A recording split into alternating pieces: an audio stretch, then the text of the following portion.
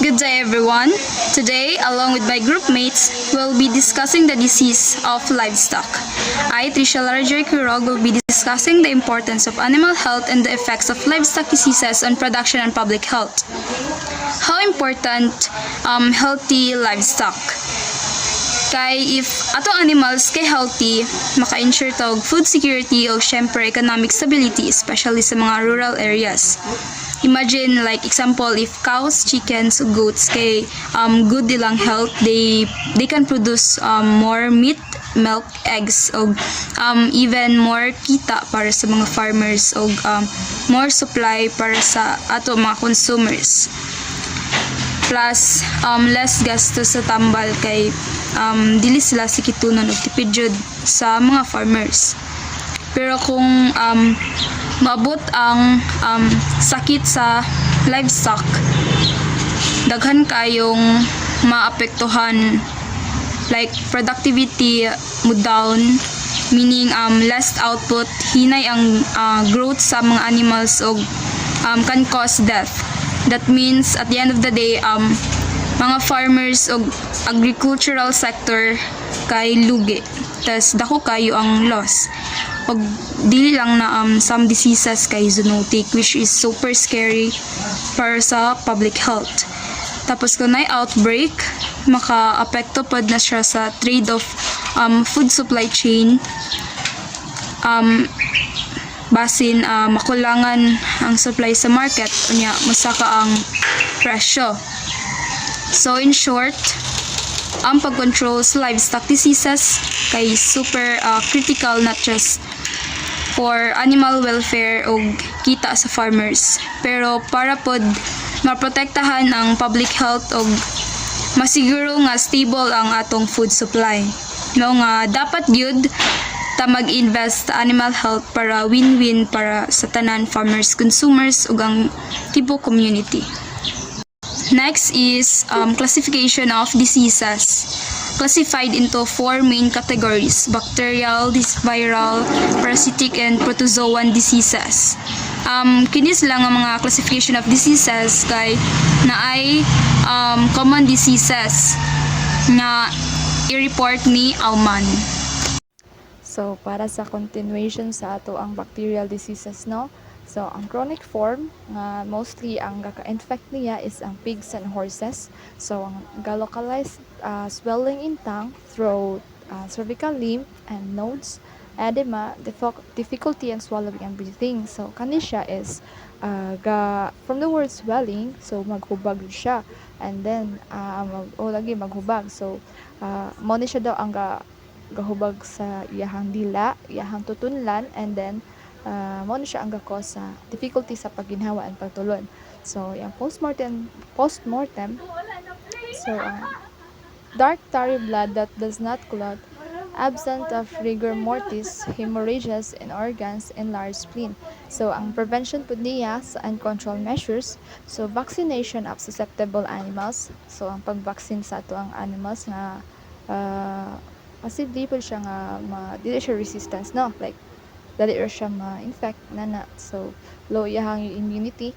And then deworming, so proper importante na siya, no, like ang pagpurga sa itong mga hayop, and then strict biosecurity to prevent contamination. So kani siya is most important po na siya kay para ma-aware po siya, and then ma-avoid ang mga carrier sa mga contamination or mga bacteria. So ma-prevent ko sila og kanang mga sterilization na kinanapakaha. So quarantine of new sick animals, so pag-quarantine sa atong mga masakiton nga animals, so paglahi nila sa lain nga facilities to, so murag pagbahin nila, no, like magputang sila og certain area nga ang mga disease animals na gyud andira aron para sa ma-recover sila, then ayan sila ibalik sa bag-o nga tapok. So ano siya, no. And then proper disposal of carcasses by burning deep, burial with quicklime to prevent spore formation.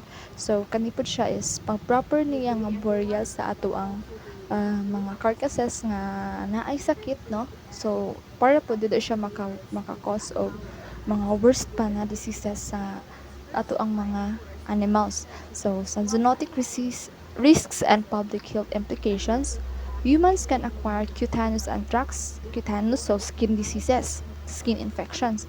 So, through contact with infected tissues. So, mo-transfer siya diri sa atong mga lawas. So, if magkontak-kontak ta, then dito sa mga infect ko takabalo, na gradual ta ng hayop, plus na din may sakit. So, possibly pud naman transfer sa ato ang skin. So, ano na ni siya, external na ni siya nga disease.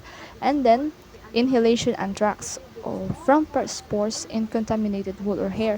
So, kani siya is dangerous po niya siya no kay pag inhale man nimo siya, so imong pag inhale nimo o wa ka kabantay nga kana na nakasingbot na day ka or nakasulod na sa imuhang lawas ang kanang mga infections or mga diseases, bacteria ngono.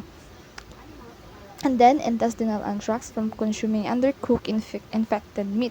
So kani siya, so mas nice gid no nga ang ato ang kakaonon is passed gid siya and approved gid siya sa mga ato ang mga postmortem antemortem na ano no na tawag ano in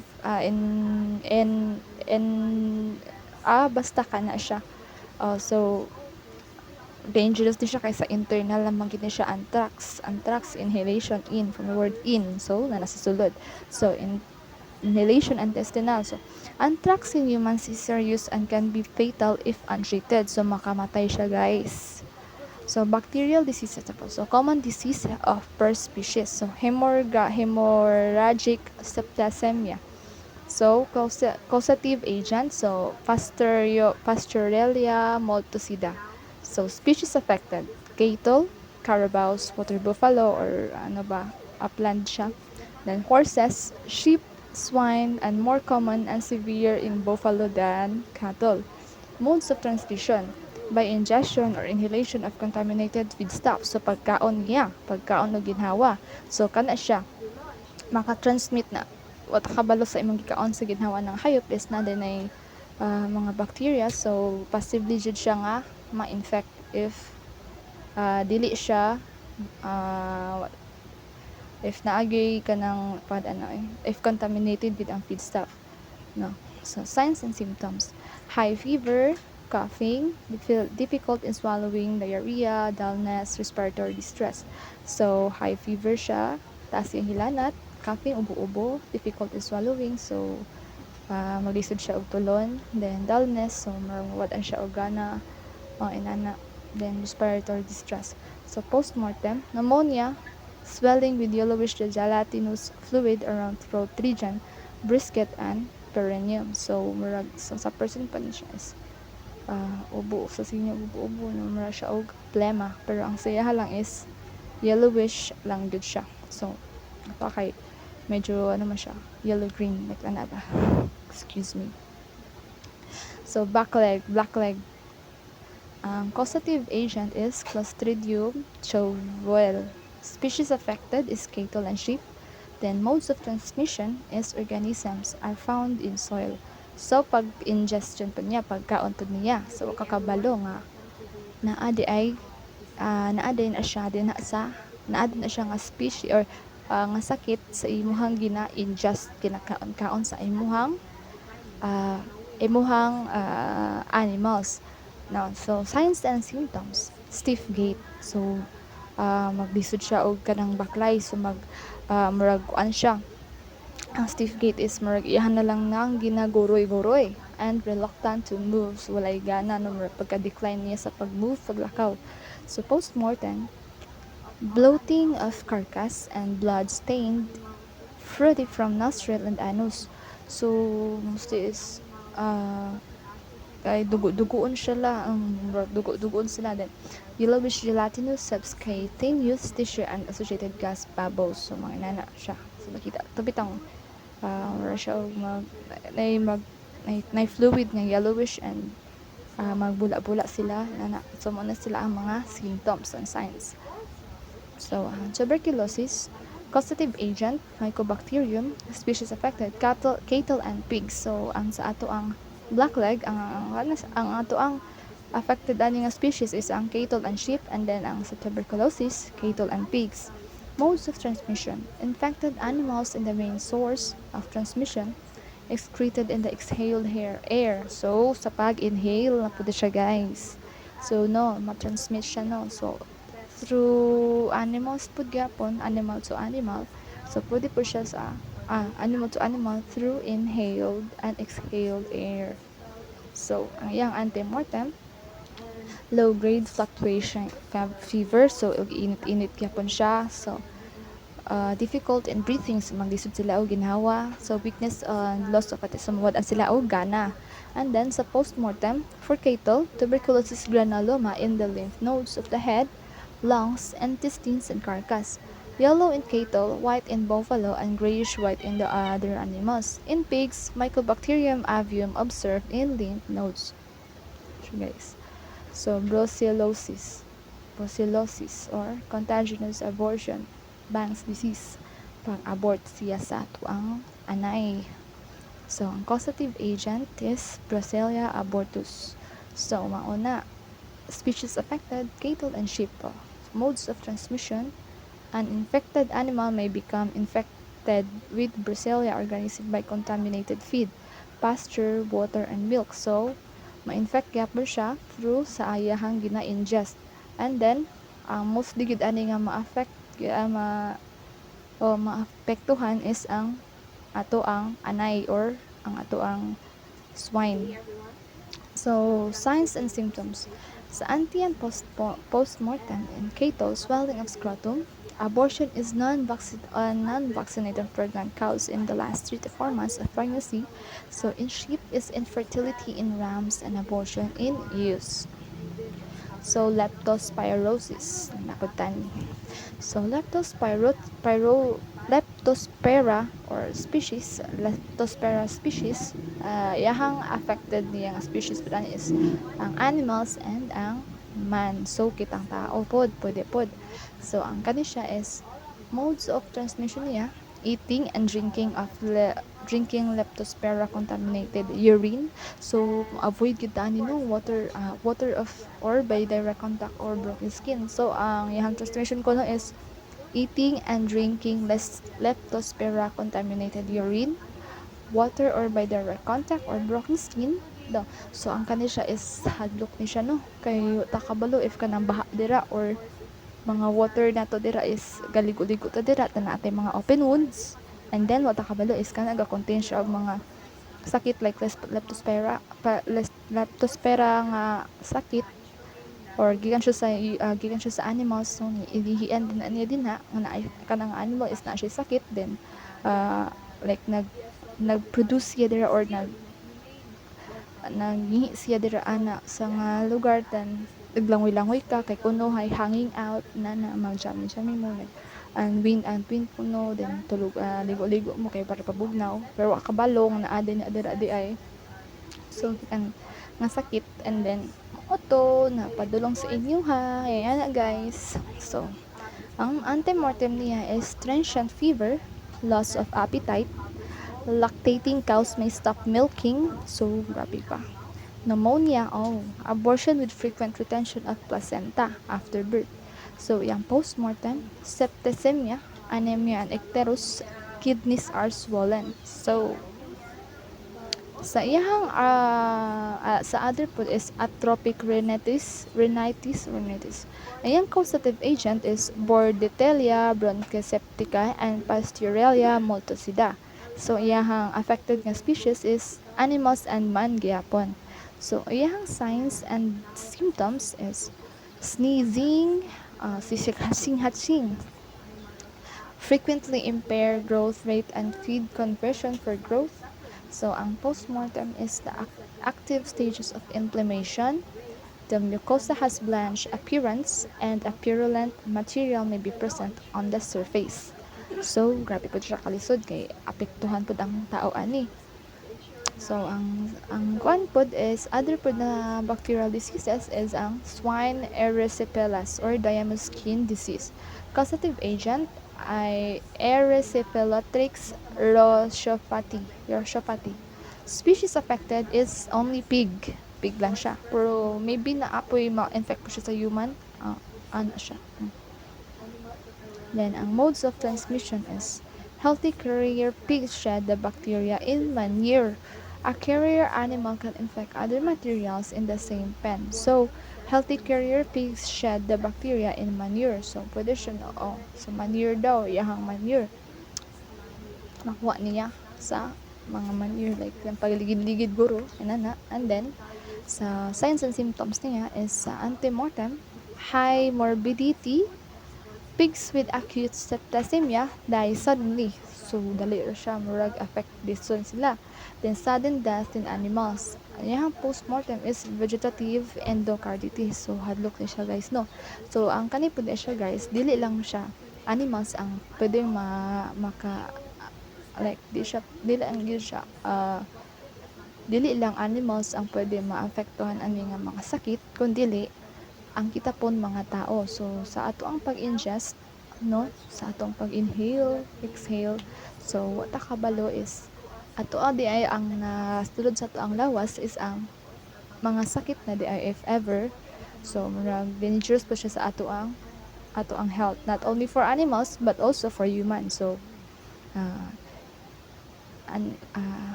keep safe kita, no, dapat aware ka sa itong mga ginakaon.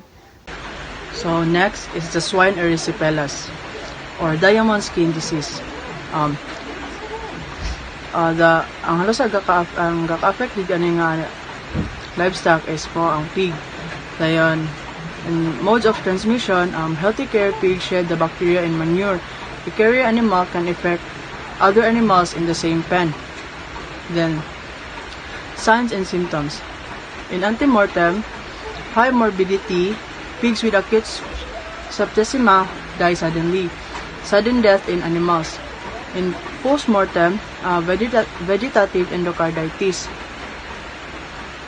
So next is mycoplasmal pneumonia or enzootic pneumonia. The species affected is the pig. And the sign and symptoms in antemortem, predisposing factor is a change in weather and other stresses like transient viral infections, parasitic migration, and mixing of pigs. In postmortem, affected lungs are gray and purple, most common in the apical and cardiac lobes. Next diseases is salmonellosis or contagious to man. So, causative agent is a Salmonella typhi. Species affected, cattle and pig. Then, in modes of transmission, in indigestion of feed that have been contaminated by the feces of infected animals, by drinking water in stagnant ponds, and by the carrier animals. In signs and symptoms of antemortem, cattle per acute septicemic form, increased temperature to 40.4 and 41.5 degrees Celsius. Diarrhea and dehydration, death within 24 to 48 hours. Pig septicemic syndrome, high fever lasting 12 to 24 hours. In postmortem, cattle septicemic form.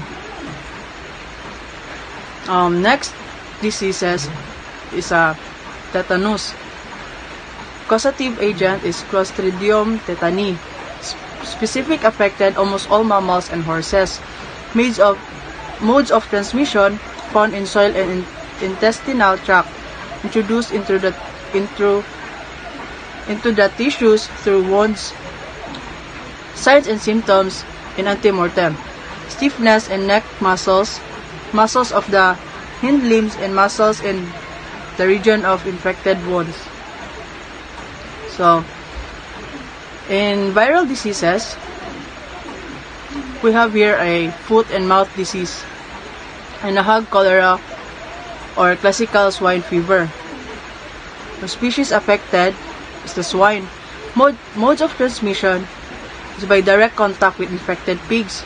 Signs and symptoms: subacute fever and death. So next viral diseases is a swine influenza or swine flu or pig flu, caused by type A, synergist action of influenza virus and Haemophilus sus. species affected is the swine. And signs and symptoms of in antemortem is fever, weakness, and muscle ache.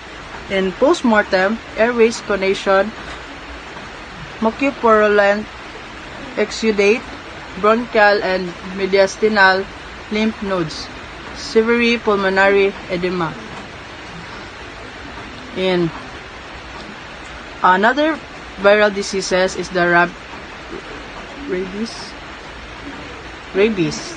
Species affected is carnivores and insectivorous bats.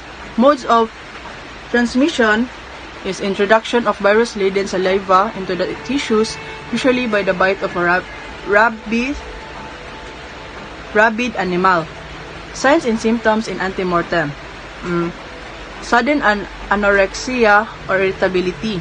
In postmortem, presence of negri bodies in the brain. Two common types of rabies, which is the furious rabies and dump or paralytic rabies. So next is the porcine respiratory and reproductive syndrome or PRRS. Species affected is the pig in all ages. Modes of transmission through mechanical vectors like mosquitoes and houseflies. Signs and symptoms in antemortem in the reproductive phase. Abortions rate can reach 50% of the sow in newly infected herd. And respiratory phase in coordination, exacerbation of endemic diseases such as Ming, atrophic rhinitis, or cystitis. In postmortem, clear fluid in the abdomen and pericardial space. And next is the transmissible gastroenteritis or TGE. Common viral disease of the small intestine that causes vomiting and profuse diarrhea. Species affected is also a pig in all ages. Modes of transmission is aerosol or contact exposure, severe villus atrophy. In signs and symptoms in antemortem, feces of nursing pigs often contain cords of indigested milk. In postmortem, piglets dying of TGE are severely dehydrated. The stomach usually contains milk curd but may be empty. In the viral diseases, we have the Ogotsky disease or pseudorabies. And then the species affected is the swine. And the mode of transmission is principally spread via the respiratory route, via semen, then vaginal secretions, and transplacental infection. In the signs and symptoms, we have first the antemortem. In piglets 2 weeks old, they have prostration, then death within hours. So in the postmortem, we have gross lesions, often minimal or absent. Another parasitic diseases, parasites are organisms that live on within other organisms, that's called host. And then host is a plant, animal, or other organisms where parasites depends for its existence. So we have two general types of parasites.